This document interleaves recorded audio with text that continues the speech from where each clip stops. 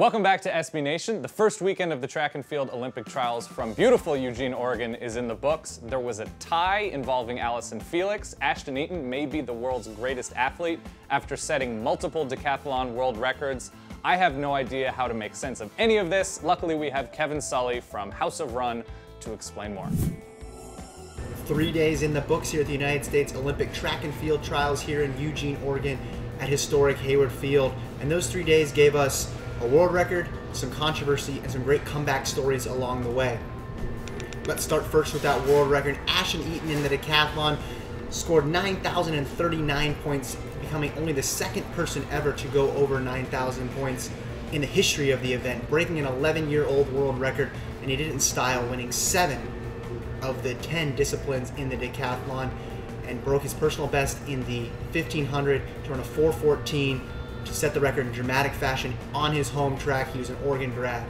But now let's get to the controversial finish of the meet. In the women's 100-meter dash, a race that was won by Carmelita Jeter and Tiana Madison finished second, there was a dead heat ruled for third between Alison, Felix, and her teammate Jeneba Tarmoh. Now initially Tarmoh was given the win, but upon further review, a phrase I thought only was reserved for football, it was determined that there was no distinguishing Tarmoh and Felix. So after much discussion, after much delay, it has been ruled on Sunday night that the tie-breaking procedure is as follows. It will go either to a coin flip or to a runoff to be determined at a later date. Now, which gets decided is up to the athletes themselves. If they both choose for a runoff, it'll be a runoff. If they both choose a coin flip, it will be a coin flip.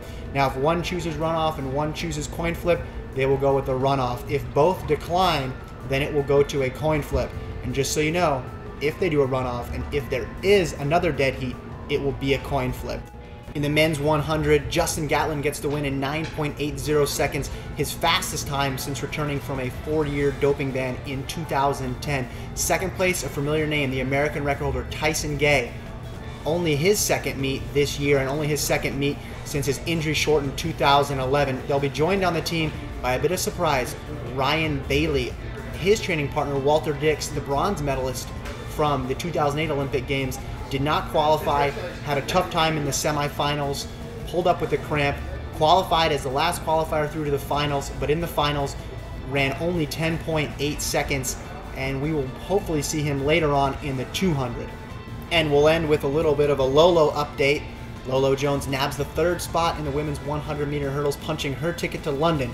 The race was won by Dawn Harper, followed closely behind by Kelly Wells. Now, Lolo's on the team. The task gets even tougher. She'll be going against Sally Pearson of Australia in the Olympics, who is a reigning world champion and looks pretty much unbeatable at this point. But for someone who was only the 8th American coming into this race, a promising sign for Lolo Jones. Didn't look good in the early rounds, but progressed well throughout and grabbed that third spot. Now that she's on the team, anything can happen. That's it for now from Eugene. For more updates, follow me at House of Run or on my website, houseofrun.com.